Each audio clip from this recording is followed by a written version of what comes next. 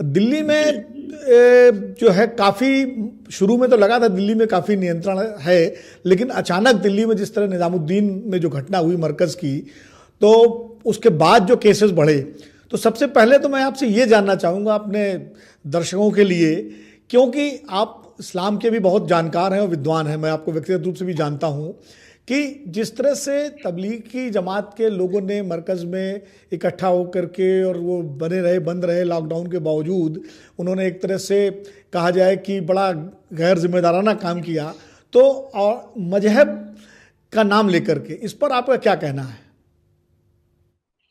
देखिए, लोग वहां लॉकडाउन के समय वहां पर इकट्ठा हैं, ये एक कोइंसिडेंस हो सकता है। इस पे मुझे बहुत ज्यादा नहीं कहना, हमारे मजदूर भी इकट्ठे हुए।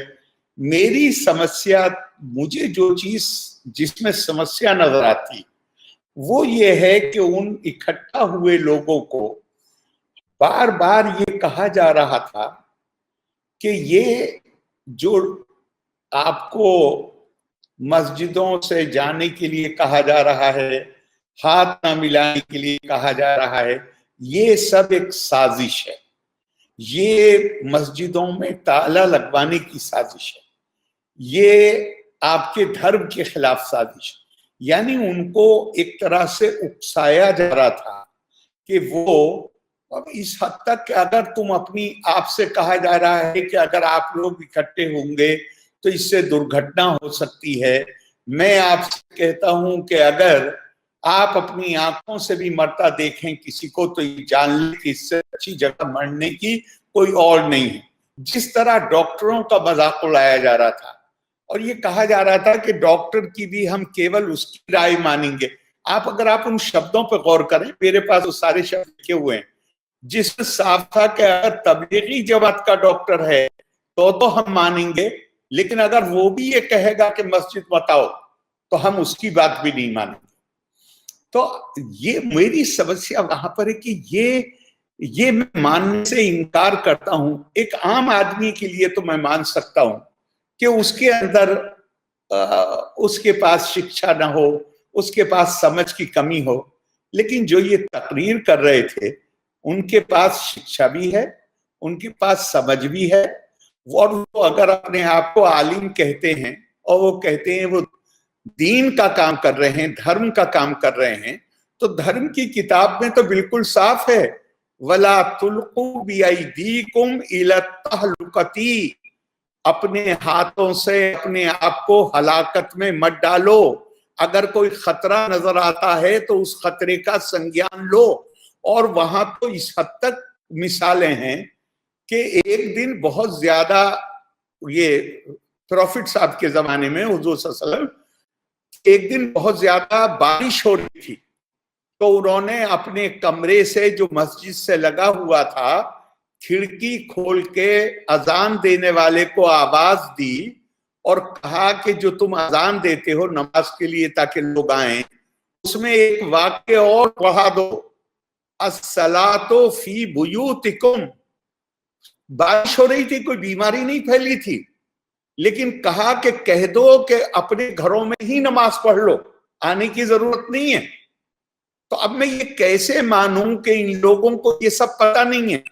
ये तो मैं, देखिए फिर मैं साफ कर दूं इसको, मैं वहां जो साधारण लोग हैं जिनको जिनको बिल्कुल, जिनका क्या कहना चाहिए कि जिनके लिए धर्म का इस्तेमाल नशे की तरह किया जा रहा है, उनको उनको उनके दिमाग में नशा पैदा करने के लिए, उनकी बात मैं नहीं कर रहा हूं, लेकिन जो लोग ये काम कर रहे थे, जो भाषण दे रहे थे, वो तो खुल्लम खुल्ला जानबूझ के लोगों को खतरे में डाल रहे थे। और फिर एक बात मैं आपसे कहता हूं, और तबलीगी जमात मुझे ये केवल समस्या का प्रतीक नजर आता है, ये बीमारी नहीं, बीमारी तो इससे बहुत ज्यादा गहरी है। मैंने अब से 10-12 साल पहले भी आर्टिकल लिखा था। हमारे, खास तौर से मैं देवबंद की बात कर रहा हूं, जो कुछ वहां पढ़ाया जाता है उससे दिमाग में अलगाववाद भरा जाता है। हम सिर्फ सही हैं, बाकी सब गलत है, बाकी सब काफिर हैं। और ये केवल किसी, ये नहीं कि गैर मुस्लिम के लिए काफिर है, जो कोई हमारी बात से एग्री न करे वो सब काफिर है। और देखिए हमारे संविधान में, आपको संविधान का बताता हूं जी संविधान में हमारे कहा गया है, हमारी जो भारत की संस्कृति है ये बहुधा की संस्कृति है। जी यहाँ सर सैयद कहते थे कि 12 साल अगर कुछ लोग साथ में रहते हैं तो वो कहते हैं कि 12 साल में लोगों का खून मिल जाता है। हमने एक दूसरे के तौर तरीके कबूल किए हुए हैं। कोई उसे संस्कृत में उसको बहुधा संस्कृति कहा गया है, बहुत सारे लोग उसको गंगा जमनी संस्कृति कहते हैं, सामसिक संस्कृति कहते हैं। मैंने एक बार पहले भी ये कहा कि ये लोग अगर लोग आम आदमी को कहें कि भाई खुदा को याद करना चाहिए, इबादत करनी चाहिए, रोजा रखना चाहिए, अच्छे काम करने चाहिए, इसमें कैसे एतराज हो सकता है? ये कितना करते हैं मैं नहीं जानता, लेकिन इनका ज्यादा जोर इस पे होता है कि तुमने ये तरीका, बल्कि मैं ये भी नहीं कहता, क्या कहते, मैं आपको घटना बताता हूं जो मेरी मौजूदगी में हुई। जी तबलीगी जमात के एक साहब निकाह पढ़ाने वाले थे और मैं लखनऊ पहुंचा दिल्ली से जी उस शादी में शिरकत के लिए, और निकाह नहीं हो रहा। क्यों भाई, क्या बात है? तो बहुत देर बाद पता चला कि साहब जो निकाह पढ़ाने वाले थे उन्होंने कह दिया कि लड़का अगर सेहरा नहीं उतारेगा सर से जी तो मैं निकाह नहीं पढ़ाऊंगा, क्योंकि ये तो हिंदुओं का तरीका है। अच्छा वो तो फॉर्चुनेटली लड़की वाले भी अड़ गए, जी और लड़की वालों ने कहा कि लड़का अगर सेहरा नहीं बांधेगा तो हम भी नहीं पढ़ाएंगे।